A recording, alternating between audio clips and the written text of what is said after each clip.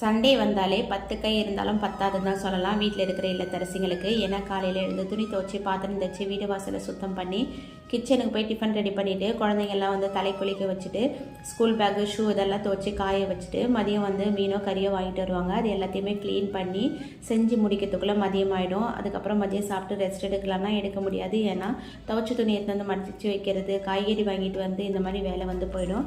Evening வந்ததுமே evening snacks செஞ்சு குழந்தைங்களுக்கு கொடுக்கணும், ஹோம்ஒர்க் செய்ய வைக்கணும். இதே மாதிரி ஒரு நாள் எப்படி போகுதுன்னே தெரியாது. ரொம்ப டைட்டாகவே சண்டே போயிடும். ஆனால் இன்றைக்கி அந்த மாதிரியெல்லாம் ரொம்ப ஜாலியாக இருந்தது. ஏன்னா ஃபங்க்ஷனுக்கு வந்து போயிருந்தோம். அங்கேயே மட்டன் பிரியாணி 65 எல்லாம் சாப்பிட்டு ஒரு நர்சரிக்கு போயிட்டு நான் சின்ன பொண்ணுக்கு ஆக்டிவிட்டீஸ்க்காக ஒரு செடி வந்து வாங்கிட்டு வர சொல்லியிருந்தாங்க. எப்போவுமே வந்து செடியை வளர்த்து தான் எடுத்துகிட்டு வர சொல்லியிருப்பாங்க. இப்போ செடியாக வாங்கிட்டு வர சொல்லிட்டாங்களா, அதனால் ஈஸியாக போயிட்டு வாங்கிட்டு வந்தாச்சு.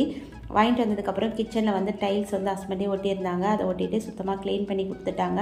சண்டே இந்த மாதிரி தான் போச்சு. உங்களுக்கு எப்படி போச்சுன்னு கமெண்ட்ஸ் பண்ணிவிடுங்க.